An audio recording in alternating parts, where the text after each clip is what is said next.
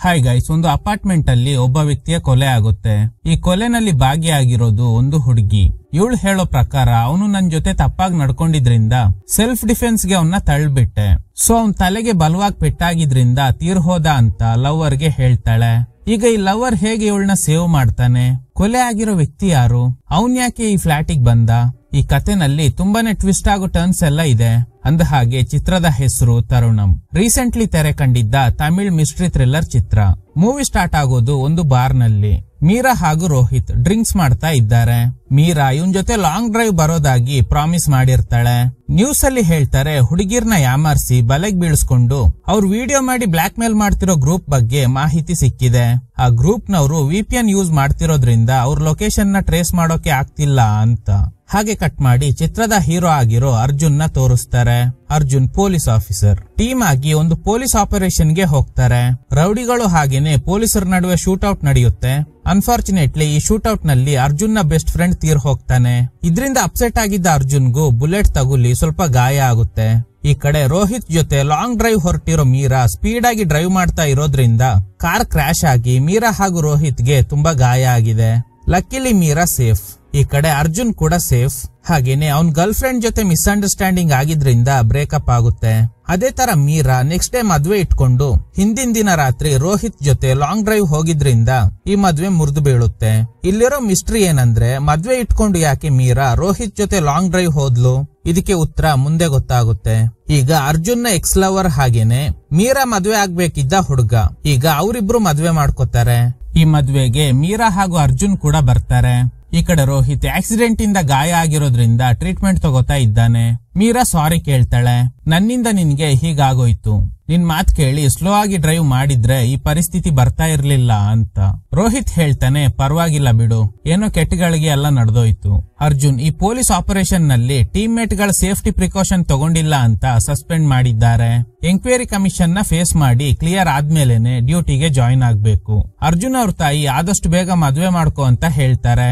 ಅರ್ಜುನ್ ಹೇಳ್ತಾನೆ, ಸರಿ ನೀವೇ ಹುಡುಕಿ, ನನ್ಗೆ ಇಷ್ಟ ಆದ್ರೆ ಮದ್ವೆ ಆಗ್ತೀನಿ ಅಂತ. ಸದ್ಯದಲ್ಲೇ ಎಂಕ್ವೈರಿ ಕಮಿಷನ್ ನ ಫೇಸ್ ಮಾಡ್ಬೇಕು ಅಲ್ವಾ, ಅದಕ್ಕೆ ಚೆನ್ನೈಗೆ ಬಂದು ಫ್ರೆಂಡ್ ಗೆ ಕಾಲ್ ಮಾಡ್ತಾನೆ.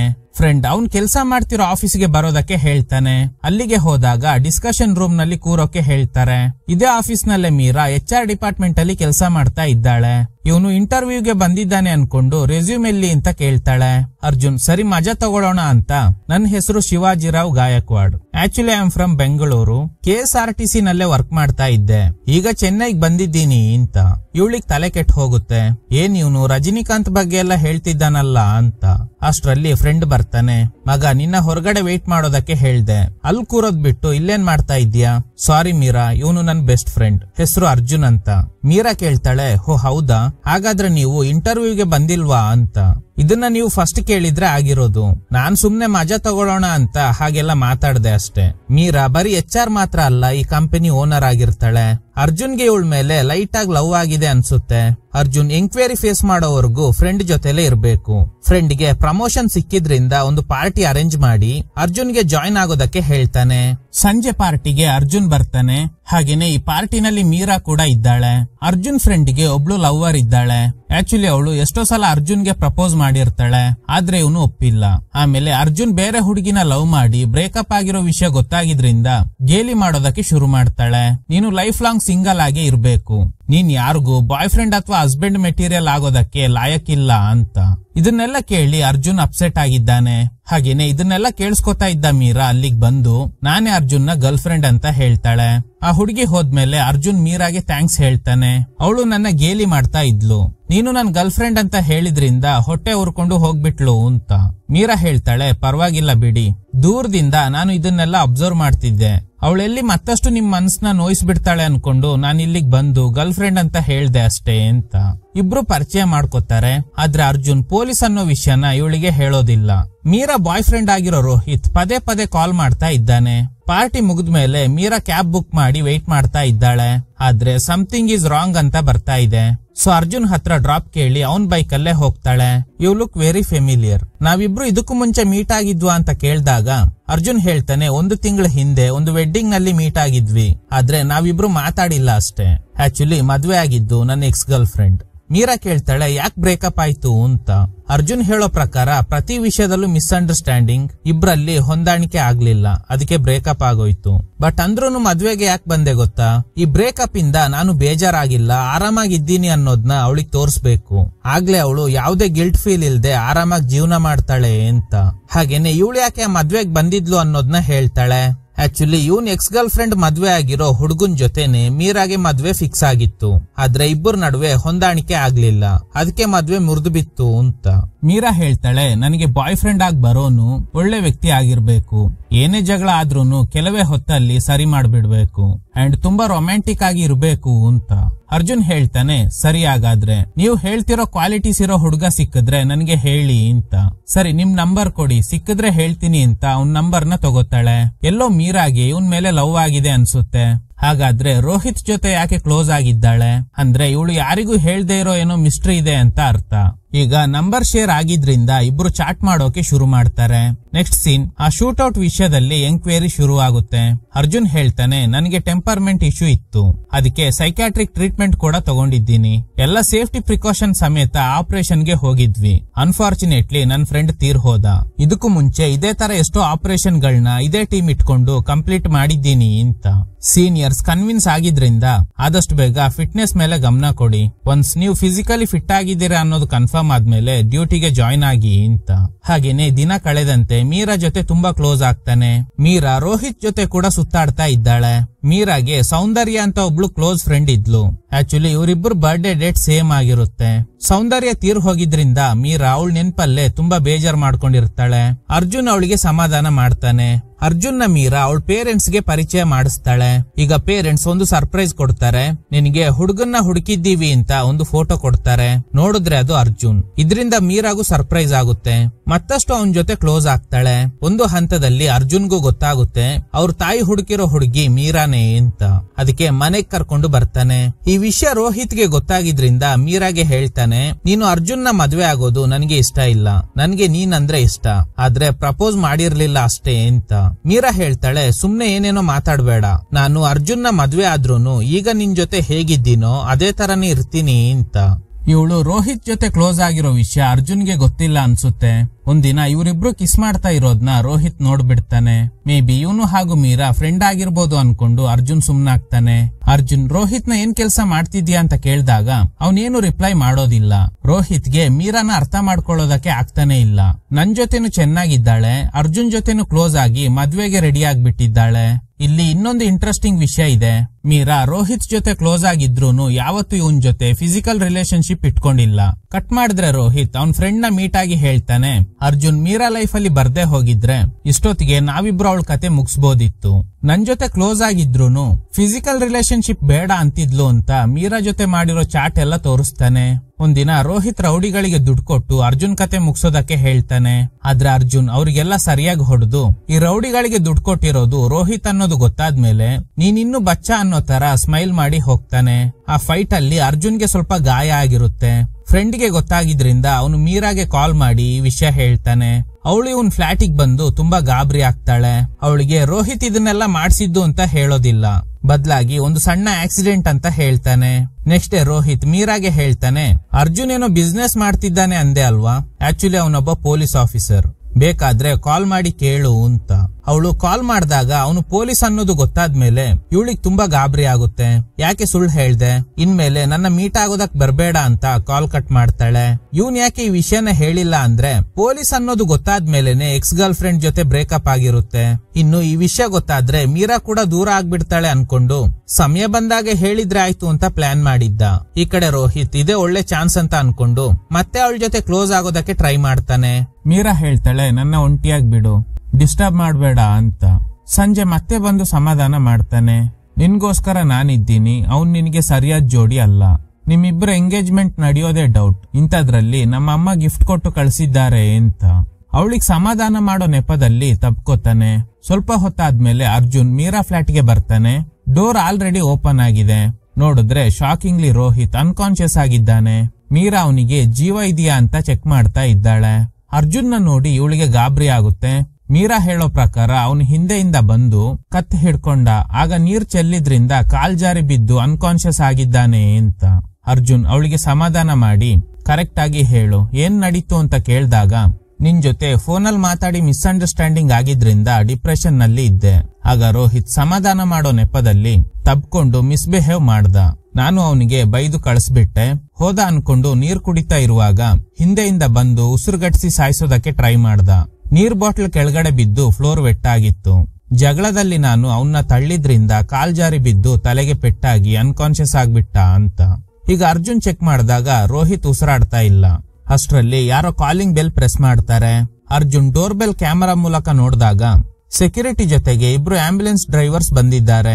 ಆಂಬ್ಯುಲೆನ್ಸ್ಗೆ ಕಾಲ್ ಮಾಡಿದ್ದ ಅಂತ ಕೇಳಿದಾಗ, ಹೌದು, ಅವನು ಅನ್ಕಾನ್ಶಿಯಸ್ ಆದ್ಮೇಲೆ ಭಯದಲ್ಲಿ ಏನ್ ಮಾಡ್ಬೇಕು ಅಂತ ಗೊತ್ತಾಗ್ದೆ ಆಂಬ್ಯುಲೆನ್ಸ್ಗೆ ಕಾಲ್ ಮಾಡ್ದೆ ಅಂತ. ಅರ್ಜುನ್ ಅವರಿಗೆ ನನ್ಗೇನೆ ಸ್ವಲ್ಪ ಹುಷಾರಿರ್ಲಿಲ್ಲ, ಈಗ ಓಕೆ, ನೋ ಪ್ರಾಬ್ಲಮ್, ನೀವು ಹೋಗಿ ಅಂತ ಅವ್ರಿಗೆ ದುಡ್ಡು ಕೊಟ್ಟು ಕಳಿಸ್ತಾನೆ. ಈಗ ಈ ಕ್ರೈಮ್ ಇಂದ ಹೇಗೆ ಎಸ್ಕೇಪ್ ಆಗೋದು ಅಂತ ಯೋಚನೆ ಮಾಡ್ತಾರೆ. ಹಾಸ್ಪಿಟಲ್ಗೆ ಸೇರ್ಸ್ಬಿಡೋದಾ ಅಂತ ಕೇಳಿದಾಗ ಅರ್ಜುನ್ ಹೇಳ್ತಾನೆ, ಅವ್ನ್ ಸತ್ತೋಗಿರೋದ್ರಿಂದ ಹಾಗ್ ಮಾಡಿದ್ರೆ ಖಂಡಿತ ಸಿಗಾಕೋತೀವಿ. ಅವ್ನ್ ಕೊನೆದಾಗಿ ಬಂದಿರೋದು ಇಲ್ಲಿಗೇನೆ. ಬೈ ಆಕ್ಸಿಡೆಂಟ್ಲಿ ಬಿದ್ದ ಸತ್ತ ಅಂತ ನಮ್ಮಿಬ್ರಿಗೆ ಮಾತ್ರ ಗೊತ್ತು. ಅದನ್ನ ಪ್ರೂವ್ ಮಾಡೋದಕ್ಕೆ ನಮ್ ಹತ್ರ ಯಾವುದೇ ಪ್ರೂಫ್ ಇಲ್ಲ. ಸರಿ, ನೀನು ಅವನ್ನ ಸೆಲ್ಫ್ ಡಿಫೆನ್ಸ್ಗೆ ತಳ್ಳಿದ್ರಿಂದ ಸತ್ತೋದ ಅಂತ ಅನ್ಕೊಳ್ಳೋಣ. ಆದ್ರೆ ನಾನು ಇಲ್ಲೇ ಇದ್ದೀನಿ ತಾನೆ, ನನ್ಗೂ ಅವನಿಗೂ ಆಗಲ್ಲ ಅನ್ನೋದು ಎಲ್ರಿಗೂ ಗೊತ್ತಿದೆ. ಆಗ ಪ್ರೈಮ್ ಸಸ್ಪೆಕ್ಟ್ ನಾನೇ ಆಗ್ತೀನಿ. ನಾವಿಬ್ರು ಈ ಕ್ರೈಮ್ ಮಾಡಿಲ್ಲ ಅನ್ನೋದನ್ನ ಪ್ರೂವ್ ಮಾಡೋಕ್ ಆಗಲ್ಲ. ಏನಾದ್ರೂ FIR ರಿಜಿಸ್ಟರ್ ಆದ್ರೆ ನನ್ ಕೆರಿಯರ್ ಸ್ಪಾಯ್ಲ್ ಆಗುತ್ತೆ ಅಂತ. ಮೀರಾ ಹೇಳ್ತಾಳೆ, ನಾನು ಅವನಿಗೆ ತುಂಬಾ ಸಲಿಗೆ ಕೊಟ್ಟು ಫ್ಲಾಟ್ ಒಳಗಡೆ ಬಿಟ್ಕೊಂಡೆ. ಈಗ ಅದೇ ನನಗೆ ಮುಳುವಾಗಿದೆ ಅಂತ. ಅದೆಲ್ಲ ಇರ್ಲಿ, ನೀನ್ ಪೊಲೀಸ್ ಅಂತ ಯಾಕೆ ಹೇಳಿಲ್ಲ? ಈಗ ಅದು ಮುಖ್ಯನಾ? ಆಮೇಲೆ ಇದ್ರ ಬಗ್ಗೆ ಡಿಸ್ಕಸ್ ಮಾಡೋಣ ಅಂತ ಫಸ್ಟ್ ಆ ಡೆಡ್ ಬಾಡಿನ ಮೀರಾ ಬೆಡ್ರೂಮ್ ಒಳಗಡೆ ಎಳ್ಕೊಂಡು ಹೋಗಿ ಇಡ್ತಾರೆ. ಸ್ವಲ್ಪ ಹೊತ್ತಲ್ಲೇ ವಾಚ್ಮ್ಯಾನ್ ಬಂದು, ರೋಹಿತ್ ಕಾರ್ನ ಪಾರ್ಕಿಂಗ್ ನಲ್ಲಿ ಸರಿಯಾಗಿ ನಿಲ್ಸಿಲ್ಲ, ಪಕ್ಕದ ಫ್ಲಾಟ್ ಅವರು ಕಂಪ್ಲೇಂಟ್ ಮಾಡ್ತಾ ಇದ್ದಾರೆ. ಅವ್ರ ತಾಯಿಗೆ ಕೇಳಿದಾಗ ಇಲ್ಲಿಗ್ ಬಂದಿರೋದಾಗಿ ಹೇಳಿದ್ರು. ಅವ್ರನ್ನ ಬರೋದಕ್ಕೆ ಹೇಳ್ತೀರಾ ಅಂತ. ಅರ್ಜುನ್ ಹೇಳ್ತಾನೆ, ಅವನು ಆಲ್ರೆಡಿ ಹೊರಟು ಬಿಟ್ಟ ಅಂತ. ಈ ವಿಷಯನ ಮೀರಾಗೂ ಹೇಳ್ತಾನೆ. ರೋಹಿತ್ ಇಲ್ಲಿಗೇನೆ ಬಂದಿದ್ದಾನೆ ಅಂತ ಅವ್ರ ತಾಯಿ ಸೆಕ್ಯೂರಿಟಿಗೆ ಹೇಳಿದ್ದಾರೆ. ನಾನು ಅವ್ನ್ ಬಂದು ಹೊರಟು ಬಿಟ್ಟ ಅಂತ ಹೇಳಿದ್ದೀನಿ. ಖಂಡಿತ ಅವ್ನು ಇಲ್ಲಿಗ್ ಬಂದಿರೋದ್ನ ಯಾರಾದ್ರೂ ನೋಡಿರ್ತಾರೆ. ಅವನು ಇಲ್ಲಿಗ್ ಬಂದಿಲ್ಲ ಅಂತ ಹೇಳಿದ್ರೆ ಖಂಡಿತ ಸಿಗಾಕೋತೀವಿ. ನಾವು ಫಸ್ಟ್ ಅವನು ಇಲ್ಲಿ ಇಲ್ಲ ಅನ್ನೋದನ್ನ ಪ್ರೂವ್ ಮಾಡ್ಬೇಕು. ಅಷ್ಟೇ ಅಲ್ಲದೆ ಆದಷ್ಟು ಬೇಗ ಅವನ್ ಬಾಡಿನ ಡಿಸ್ಪೋಸ್ ಮಾಡ್ಬೇಕು ಅಂತ. ಮೀರಾ ಒಂದು ಐಡಿಯಾ ಕೊಡ್ತಾಳೆ. ಅವನ್ ಬಾಡಿನ ತುಂಡು ತುಂಡಾಗಿ ಕತ್ತರಿಸಿ ಆಮೇಲೆ ಹೂತಾಕ್ಬಿಟ್ರೆ ಆಯ್ತು ಅಂತ. ಒಳ್ಳೆ ಸೈಕೋ ತರ ಮಾತಾಡ್ತಾ ಇದ್ದೀಯಾ, ಆದ್ರೆ ಈ ತರ ಮಾಡಿದ್ರೆ ಖಂಡಿತ ಸಿಗಾಕೋತೀವಿ. ಇನ್ನು ಸ್ವಲ್ಪ ಹೊತ್ತು ವೆಯ್ಟ್ ಮಾಡಿ ಖಂಡಿತ ರೋಹಿತ್ ಅವ್ರ ತಾಯಿ ಇಲ್ಲಿಗ್ ಬಂದು ವಿಚಾರಿಸ್ತಾರೆ. ಆಗ ನಾವು ಏನ್ ಹೇಳ್ತೀವಿ, ಅವ್ನ್ ಇಲ್ಲಿಗ್ ಬಂದು ವಾಪಸ್ ಹೋದ ಅಂತ. ಜಾಸ್ತಿ ಅಂದ್ರೆ ನಾಳೆ ಬೆಳಗ್ಗೆವರೆಗೂ ವೆಯ್ಟ್ ಮಾಡ್ತಾರೆ. ಇಲ್ಲ ಅಂದ್ರೆ ಮಿಸ್ಸಿಂಗ್ ಕಂಪ್ಲೇಂಟ್ ಫೈಲ್ ಮಾಡ್ತಾರೆ. ಅವ್ರ ತಾಯಿ ಕೊಡೋ ಹೇಳಿಕೆ ಆಧಾರದ ಮೇಲೆ ಪೊಲೀಸ್ನವರು ಇಲ್ಲೇ ಬಂದು ಸರ್ಚ್ ಮಾಡ್ತಾರೆ. ಈ ಕೇಸ್ ನಲ್ಲಿ ಅವನ್ ಬಾಡಿನೇ ದೊಡ್ಡ ಎವಿಡೆನ್ಸ್. ಬಾಡಿನ ನಾವು ಟ್ಯಾಂಪರ್ ಮಾಡೋದಕ್ಕೆ ಟ್ರೈ ಮಾಡಿದ್ರೆ ಇದೊಂದು ಮರ್ಡರ್ ಕೇಸ್ ಅನ್ನೋ ಆಂಗಲ್ ನಲ್ಲೇ ಪೊಲೀಸ್ನವರು ಎಂಕ್ವೈರಿ ಶುರು ಮಾಡ್ತಾರೆ. ಇನ್ನು ಇಷ್ಟು ಜನರ ಕಣ್ ತಪ್ಪಿಸಿ ಬಾಡಿನ ಹೊರಗಡೆ ತಗೊಂಡೋಗಿ ಡಿಸ್ಪೋಸ್ ಮಾಡೋಕ್ ಆಗಲ್ಲ. ಹಾಗೇನೆ ಆ ಬಾಡಿನ ಇಲ್ಲೇ ತುಂಬಾ ಹೊತ್ತು ಇಟ್ಕೊಂಡ್ರೆ ನಮ್ಗೇನೆ ತೊಂದ್ರೆ. ಅವ್ನ್ ಸತ್ತಿರೋದು ಎಲ್ರಿಗೂ ಗೊತ್ತಾಗ್ಬೇಕು, ಆದ್ರೆ ಅವ್ನ್ ಡೆತ್ ಅಲ್ಲಿ ನಮ್ ಮೇಲೆ ಯಾರಿಗೂ ಡೌಟ್ ಬರಬಾರ್ದು ಅಂತ. ಅಷ್ಟರಲ್ಲಿ ಯಾರೋ ಕಾಲಿಂಗ್ ಬೆಲ್ ಪ್ರೆಸ್ ಮಾಡ್ತಾರೆ. ಯಾರು ಅಂತ ನೋಡಿದ್ರೆ ಬಂದಿರೋದು ರೋಹಿತ್ ಅವ್ರ ತಾಯಿ. ವಿಷಯ ಹೇಳಿದಾಗ ಇವಳಿಗೆ ಗಾಬರಿ ಆಗುತ್ತೆ. ಅರ್ಜುನ್ ಹೇಳ್ತಾನೆ, ನೀನು ಒಳಗಡೆ ಹೋಗು, ನಾನ್ ನೋಡ್ಕೋತೀನಿ ಅಂತ. ಅರ್ಜುನ್ ಅವ್ರ ಜೊತೆ ಕ್ಯಾಶುವಲ್ ಆಗಿ ಮಾತಾಡಿ ಮೀರಾ ಟಯರ್ಡ್ ಆಗಿರೋದ್ರಿಂದ ಮಲ್ಕೊಂಡಿದ್ದಾಳೆ. ಆಗ ರೋಹಿತ್ ಅವ್ರ ತಾಯಿ ಕೇಳ್ತಾರೆ, ರೋಹಿತ್ ಇಲ್ಲಿಗ್ ಬಂದಿದ್ನಾ ಅಂತ. ಹೌದು ಬಂದಿದ್ದ, ಸ್ವಲ್ಪ ಹೊತ್ತಲ್ಲೇ ಹೊರಟು ಬಿಟ್ಟ ಅಂತ. ಆಗ ರೋಹಿತ್ ಅವ್ರ ತಾಯಿ, ಆದ್ರೆ ಅವನು ಮನೆಗ್ ಬಂದಿಲ್ಲ ಅಂತ ಕಾಲ್ ಮಾಡ್ತಾರೆ.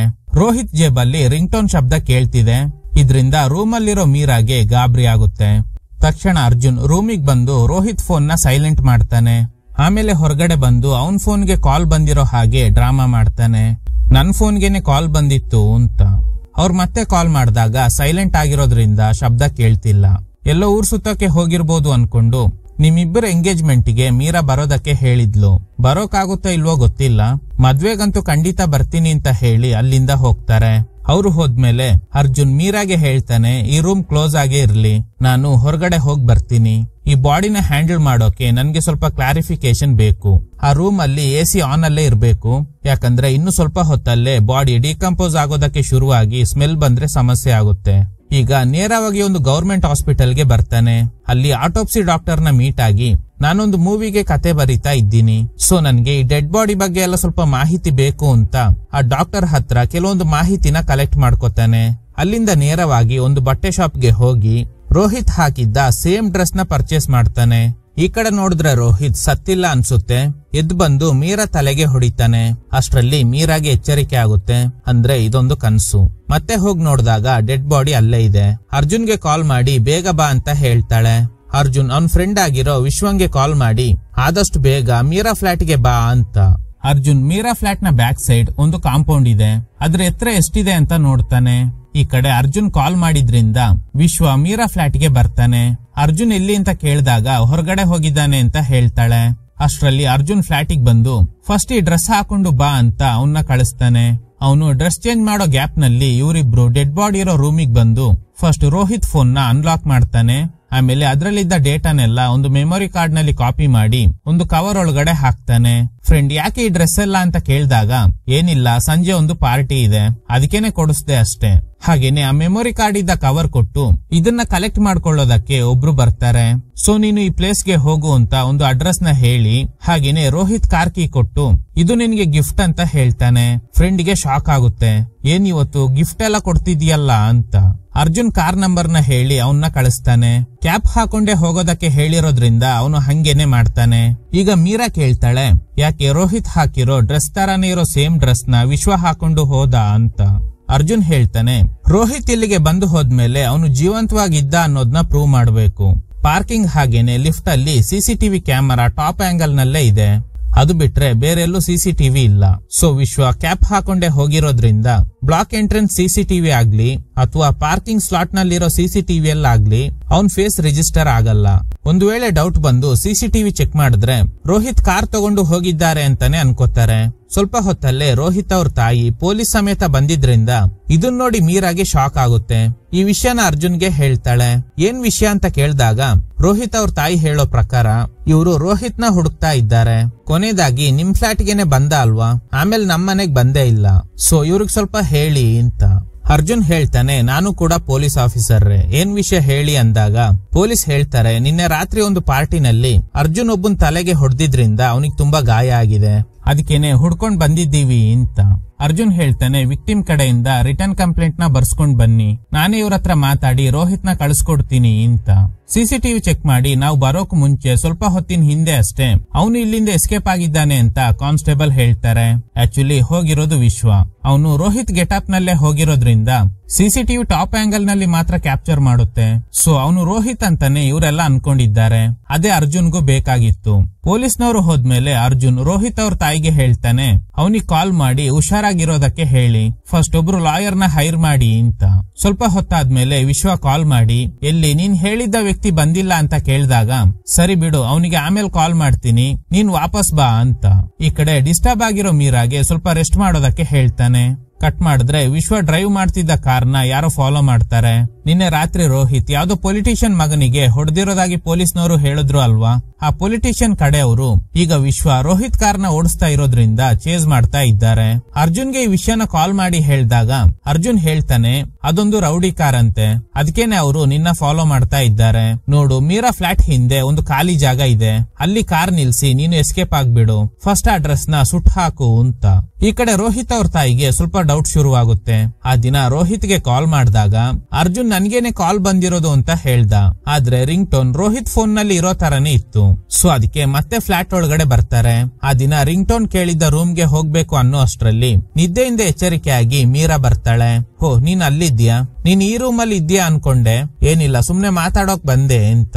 ಇವಳಿಗೆ ಗಾಬರಿ ಆಗ್ತಿದೆ. ಅಷ್ಟ್ರಲ್ಲಿ ಹೊರಗಡೆ ಹೋಗಿದ್ದ ಅರ್ಜುನ್ ಬರ್ತಾನೆ. ಸರಿ ನಾನು ಆಮೇಲೆ ಬರ್ತೀನಿ ಅಂತ ಹೇಳಿ ಅವರು ಅಲ್ಲಿಂದ ಹೋಗ್ತಾರೆ.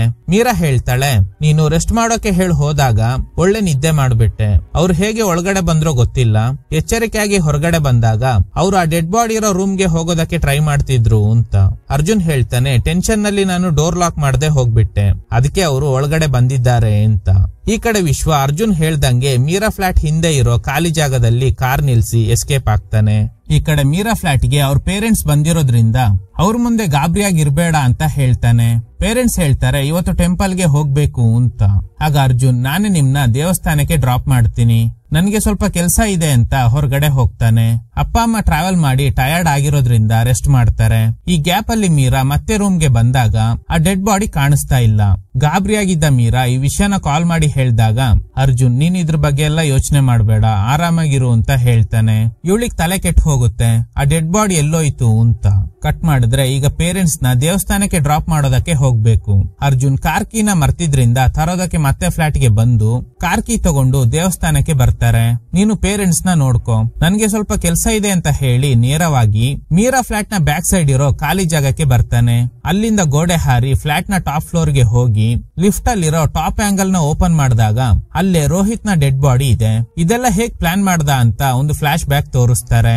ಕ್ರೆಡಿಟ್ ಕಾರ್ಡ್ ನ ಲಿಫ್ಟ್ ಗ್ಯಾಪ್ ಅಲ್ಲಿ ಬೀಳ್ಸಿ ಆಮೇಲೆ ಸೆಕ್ಯೂರಿಟಿಗೆ ಹೇಳಿರ್ತಾನೆ, ಹೀಗೆ ಕ್ರೆಡಿಟ್ ಕಾರ್ಡ್ ಲಿಫ್ಟ್ ಗ್ಯಾಪ್ ಅಲ್ಲಿ ಬಿದ್ದೋಗಿದೆ, ಅದನ್ನ ತೆಗೆದುಕೊಡ್ತೀರಾ ಅಂತ. ಆಗ ಅವರು ಲಿಫ್ಟ್ ಆಫ್ ಮಾಡಿ ಕಾರ್ಡ್ ತೆಗೆಯೋದಕ್ಕೆ ಹೋದ ಗ್ಯಾಪ್ ಅಲ್ಲಿ ಅರ್ಜುನ್ ರೋಹಿತ್ ಡೆಡ್ ಬಾಡಿನ ಎತ್ಕೊಂಡು ಹೋಗಿ ಲಿಫ್ಟ್ ನ ಟಾಪ್ ಮೇಲೆ ಹಾಕಿದ್ದಾನೆ. ಆಕ್ಚುಲಿ ಇಲ್ಲಿ ಕ್ಯಾಮರಾ ಫಿಕ್ಸ್ ಆಗಿಲ್ಲ. ಇದೆಲ್ಲ ಮೀರಾ ಕಣ್ ತಪ್ಸಿ ಹೇಗ್ ಮಾಡ್ದ ಅಂತ ನೋಡೋದಾದ್ರೆ ಮೀರಾಗೆ ರೆಸ್ಟ್ ಮಾಡೋದಕ್ಕೆ ಹೇಳಿರ್ತಾನೆ ಅಲ್ವಾ, ಅವಳು ನಿದ್ದೆಗೆ ಜಾರದಾಗ ಆ ಗ್ಯಾಪ್ ನಲ್ಲೇ ಇದನ್ನೆಲ್ಲ ಮಾಡಿರ್ತಾನೆ. ನಂತರ ಕಾರ್ ಕೀ ಮರ್ತಿದ್ದೀನಿ ಅಂತ ಮೇಲ್ಗಡೆ ಬಂದಿರ್ತಾನೆ ಅಲ್ವಾ, ಆಗ ಲಿಫ್ಟ್ ವರ್ಕ್ ಆಗ್ತಾ ಇಲ್ಲ. ಬೋರ್ಡ್ ಏನಾದ್ರೂ ಇಟ್ಬಿಡಿ ಅಂತ ಸೆಕ್ಯೂರಿಟಿಗೆ ಹೇಳಿರ್ತಾನೆ. ಅದಕ್ಕೂ ಮುಂಚೆ ಲಿಫ್ಟ್ ಕೆಟ್ಟೋಗೋ ತರ ಇವನೇ ಸೆಟ್ ಮಾಡಿರ್ತಾನೆ, ಯಾಕಂದ್ರೆ ಆ ಡೆಡ್ ಬಾಡಿನ ಮತ್ತೆ ಹೊರಗಡೆ ತೆಗಿಯೋದಕ್ಕೆ.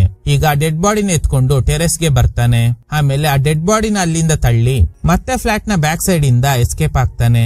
ಈಗ ಫ್ಲಾಟ್ ಅಲ್ಲಿದ್ದ ಜನ ಶಬ್ದ ಕೇಳಿ ಹೊರಗಡೆ ಬಂದು ರೋಹಿತ್ ಸೂಸೈಡ್ ಮಾಡ್ಕೊಂಡಿದ್ದಾನೆ ಅಂತ ಅನ್ಕೋತಾರೆ. ಇದೇ ಅರ್ಜುನ್ ನ ಪ್ಲಾನ್, ಯಾಕಂದ್ರೆ ಈಗ ಯಾರಿಗೂ ಮೀರಾ ಮೇಲೆ ಡೌಟ್ ಬರಲ್ಲ. ನೆಕ್ಸ್ಟ್ ರೋಹಿತ್ ಫ್ರೆಂಡ್ ನ ಮೀಟ್ ಆಗಿ ಏನು ಕೊನೆದಾಗಿ ರೋಹಿತ್ ಮೀರಾ ಫ್ಲಾಟ್ ಗೆ ಬಂದಿದ್ದ ಅಂತ ಕಂಪ್ಲೇಂಟ್ ಕೊಡೋದಕ್ಕೆ ಪ್ಲಾನ್ ಮಾಡಿದ್ಯಾ, ನೀವೇ ಸೈಬರ್ ಕ್ರೈಮ್ ಹುಡುಕ್ತಾ ಇರೋ ಮೈಟಿ ಮನ್ಮದನ್ಸ್ ಅಂತ ನನ್ಗೆ ಗೊತ್ತು. ಆಕ್ಚುಲಿ ಮೂವಿ ಸ್ಟಾರ್ಟಿಂಗ್ ನಲ್ಲಿ ಇದೇ ವಿಷಯ ಹೇಳಿರ್ತಾರೆ. ಹುಡುಗಿರ ಪ್ರೈವೇಟ್ ವಿಡಿಯೋನ ಇಟ್ಕೊಂಡು ಒಂದು ಗ್ರೂಪ್ ಅವರು ಬ್ಲಾಕ್ ಮೇಲ್ ಮಾಡ್ತಾ ಇದ್ದಾರೆ ಅಂತ. ಆ ಗ್ರೂಪ್ ಇವ್ರದೇ. ಇವ್ರ ಲೀಡರ್ ಯಾರಂದ್ರೆ ರೋಹಿತ್. ಅವನ್ ಫೋನ್ ನಲ್ಲಿರೋ ಡೇಟನ್ನ ಕಲೆಕ್ಟ್ ಮಾಡಿದಾಗ ಇದೆಲ್ಲ ಅರ್ಜುನ್ಗೆ ಗೊತ್ತಾಗಿದೆ. ಇದನ್ನೆಲ್ಲ ಕೇಳಿ ರೋಹಿತ್ ನ ಫ್ರೆಂಡ್ ಹೆದ್ರಿ ಓಡೋಗ್ತಾನೆ. ಈ ಕಡೆ ಸ್ಪಾಟ್ ಗೆ ಬಂದ ಪೊಲೀಸ್ನವರು ರೋಹಿತ್ ಸೂಸೈಡ್ ಮಾಡ್ಕೊಂಡಿದ್ದಾನೆ ಅಂತ ಡಿಸೈಡ್ ಮಾಡ್ತಾರೆ. ಇವ್ರ ಎಂಕ್ವೈರಿ ಪ್ರಕಾರ ರೋಹಿತ್ ಕಾರ್ನ ಫ್ಲಾಟ್ ಹಿಂದೆ ನಿಲ್ಸಿ ಕಾಂಪೌಂಡ್ ಹಾರಿ ಟೆರೆಸ್ ಮೇಲೆ ಬಂದು ಡ್ರಿಂಕ್ಸ್ ಮಾಡಿದ್ದಾನೆ. ಅವನ್ ಬರೋದು ಯಾರಿಗೂ ಗೊತ್ತಾಗಬಾರ್ದು ಅಂತ ಸಿಸಿಟಿವಿ ಜಾಮರ್ ನ ಯೂಸ್ ಮಾಡಿದ್ದಾನೆ. ಅವನ್ ಪಾಕೆಟ್ ನಲ್ಲಿ ಸಿಸಿಟಿವಿ ಜಾಮರ್ ಸಿಕ್ಕಿದೆ. ಫುಲ್ ಡ್ರಿಂಕ್ಸ್ ಮಾಡಿದ್ರಿಂದ ಕಾಲ್ ಜಾರಿ ಬಿದ್ದು ಸತ್ತೋಗಿದ್ದಾನೆ ಅಂತ. ಆಕ್ಚುಲಿ ಇದನ್ನೆಲ್ಲ ಕ್ಲೆವರ್ ಆಗಿ ಸೆಟ್ ಮಾಡಿದ್ದೆ ಅರ್ಜುನ್. ಸ್ಪಾಟ್ ಗೆ ಬಂದ ಮೀರಾಗೆ ಶಾಕ್ ಆಗುತ್ತೆ, ಇದನ್ನೆಲ್ಲ ಹೇಗೆ ಅರ್ಜುನ್ ಮಾಡ್ದ ಅಂತ. ಈಗ ಇವರಿಬ್ರು ಮೀರಾ ಪೇರೆಂಟ್ಸ್ ನ ದೇವಸ್ಥಾನದಿಂದ ಏರ್ಪೋರ್ಟ್ ಗೆ ಡ್ರಾಪ್ ಮಾಡೋದಕ್ಕೆ ಹೋಗುವಾಗ ಅರ್ಜುನ್ ಹೇಳ್ತಾನೆ, ನೀನು ಅವನಿಗೆ ಜೋರಾಗಿ ಹೊಡಿಬೇಕಿತ್ತು, ಆಕ್ಚುಲಿ ಅವನಿಗೆ ಜೀವ ಇತ್ತು, ನಾನು ಎತ್ಕೊಂಡು ಹೋಗಿ ತಳ್ಳಿದ್ರಿಂದಾನೇ ಸತ್ತೋದ. ಬರೀ ಫ್ಲೋರ್ ಮೇಲೆ ಬಿದ್ರೆ ತಲೆಗೆ ಅಷ್ಟೊಂದು ಗಾಯ ಆಗೋದಕ್ಕೆ ಸಾಧ್ಯನೇ ಇಲ್ಲ. ನಿಜ ಹೇಳು ಅಂತ ಕೇಳಿದಾಗ ಮೀರಾ ಹೇಳ್ತಾಳೆ, ಸೌಂದರ್ಯ ನನ್ ಬೆಸ್ಟ್ ಫ್ರೆಂಡ್, ಅವಳಿಗೆ ರೋಹಿತ್ ಲವ್ ಮಾಡ್ತೀನಿ ಅಂತ ಯಾಮಾರಿಸಿ ಆಮೇಲೆ ಅವ್ರ ಪ್ರೈವೇಟ್ ವಿಡಿಯೋನ ಇಟ್ಕೊಂಡು ಬ್ಲಾಕ್ ಮೇಲ್ ಮಾಡೋದಕ್ಕೆ ಶುರು ಮಾಡಿದ್ದಾರೆ. ಈ ವಿಷಯನ ಅವಳು ನನಗೆ ಹೇಳಿದ್ಲು. ಕೊನೆಗೆ ಅವ್ರು ಕೊಡ್ತಿದ್ದ ಟಾರ್ಚರ್ ತಡೆಯೋಕಾಗದೆ ಸೂಸೈಡ್ ಮಾಡ್ಕೋಬಿಟ್ಲು. ಅದಕ್ಕೆ ರೋಹಿತ್ ನ ಕೊಲ್ಲೋ ನಿರ್ಧಾರ ಮಾಡಿ ಅವನ್ ಫ್ಲಾಟ್ ನ ಪಕ್ಕದಲ್ಲೇ ಸ್ಟೇ ಆಗಿ ಅವನ್ ಜೊತೆ ಕ್ಲೋಸ್ ಆದೆ. ತುಂಬಾ ಸಲ ಅವನ್ನ ಕೊಲ್ಲೋದಕ್ಕೆ ಟ್ರೈ ಮಾಡ್ದೆ, ಆದ್ರೆ ಆಗ್ಲಿಲ್ಲ. ಈ ಪ್ರೋಸೆಸ್ ನಲ್ಲೇ ಕಾರ್ನ ಕ್ರಾಶ್ ಮಾಡಿ ಕೊಲ್ಲೋದಕ್ಕೆ ಟ್ರೈ ಮಾಡಿರ್ತಾಳೆ, ಆದ್ರೆ ಆಗಿಲ್ಲ. ನಿನ್ನೆ ಸೌಂದರ್ಯ ಸಾವಿಗೆ ನೀನೇ ಕಾರಣ ಅಲ್ವಾ ಅಂತ ಕೇಳಿದಾಗ ರೋಹಿತ್ ಹೇಳ್ದ, ಅವಳು ಸರಿ ಇಲ್ಲ, ನಾವಿಬ್ರು ಲವ್ ಮಾಡಿದ್ದು ನಿಜ, ಆದ್ರೆ ಅವಳ ಕ್ಯಾರೆಕ್ಟರ್ ಸರಿ ಇಲ್ಲ ಅಂತ ಅವಳ ಬಗ್ಗೆ ಕೆಟ್ಟದಾಗ ಮಾತಾಡಿದ್ದಾನೆ. ಇದರಿಂದ ಟ್ರಿಗರ್ ಆಗಿದ್ದ ಮೀರಾ ಅಡಿಕೆ ಕುಟ್ಟೋ ಕಲ್ಲಿಂದ ಹೊಡೆದು ಸಾಯಿಸ್ಬಿಟ್ಟಿದ್ದಾಳೆ. ಆಮೇಲೆ ಏನ್ ಮಾಡ್ಬೇಕೋ ಗೊತ್ತಾಗದೆ ಆಂಬ್ಯುಲೆನ್ಸ್ ಗೆ ಕಾಲ್ ಮಾಡಿದ್ದಾಳೆ. ಆಗ್ಲೇ ಅರ್ಜುನ್ ಬಂದಾಗ ಈ ಸಿಚುವೇಶನ್ ನಲ್ಲಿ ಇವನ್ ಜೊತೆಲಿದ್ರೆ ಖಂಡಿತ ಸೇವ್ ಮಾಡ್ತಾನೆ ಅಂತ ಇವಳಿಗೆ ಧೈರ್ಯ ಬಂದಿದೆ. ಆಮೇಲೆ ಅವನ ಹತ್ರ ಬೇರೆ ಕತೆ ಹೇಳಿರ್ತಾಳೆ. ಅವನು ಹಿಂದೆಯಿಂದ ಬಂದು ಕತ್ತು ಹಿಸ್ಕಿ ಸಾಯಿಸೋದಕ್ ಟ್ರೈ ಮಾಡಿದ್ರಿಂದ ನಾನು ಅವನ್ನ ತಳ್ಬಿಟ್ಟೆ, ಅದಕ್ಕೇನೆ ಬಿದ್ದು ಸತ್ತೋದ ಅಂತ ಹೇಳಿರ್ತಾಳೆ. ಅರ್ಜುನ್ ಪೊಲೀಸ್ ಬ್ರೈನ್ ಯೂಸ್ ಮಾಡಿ ಇವಳನ್ನ ಸೇವ್ ಮಾಡ್ಬಿಟ್ಟ. ಅವ್ರನ್ನೇ ಸೈಬರ್ ಕ್ರೈಮ್ ಅವರು ಹುಡುಕ್ತಾ ಇದ್ದಾರೆ. ಅವರಿಂದ ತುಂಬಾ ಹುಡುಗಿರು ಪ್ರಾಣ ಕಳ್ಕೊಂಡಿದ್ದಾರೆ ಅನ್ನೋದು ಗೊತ್ತಾದ್ಮೇಲೆ ಅರ್ಜುನ್ ರೋಹಿತ್ ಗೆ ಜೀವ ಇದ್ರೂನು ಟೆರೆಸ್ ಮೇಲಿಂದ ತಳ್ಳಿ ಸಾಯಿಸ್ಬಿಟ್ಟ.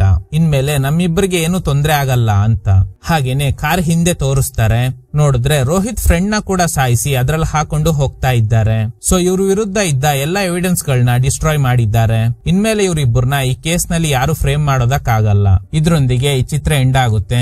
Okay guys, thanks for watching. ಈ ತರದ ಥ್ರಿಲ್ಲಿಂಗ್ ವಿಡಿಯೋಗಳಿಗಾಗಿ ನಮ್ಮ ಸಿನಿಮಾ ಫ್ಯಾಕ್ಟ್ಸ್ ಚಾನೆಲ್ ನ ತಪ್ಪದೆ ಸಬ್ಸ್ಕ್ರೈಬ್ ಮಾಡಿ. ಪಕ್ಕದಲ್ಲಿರೋ ಬೆಲ್ ಐಕಾನ್ ನ ಪ್ರೆಸ್ ಮಾಡಿ ಆಲ್ ನೋಟಿಫಿಕೇಶನ್ ಗಳನ್ನ ಆನ್ ಮಾಡಿ ಇಟ್ಕೊಳ್ಳಿ.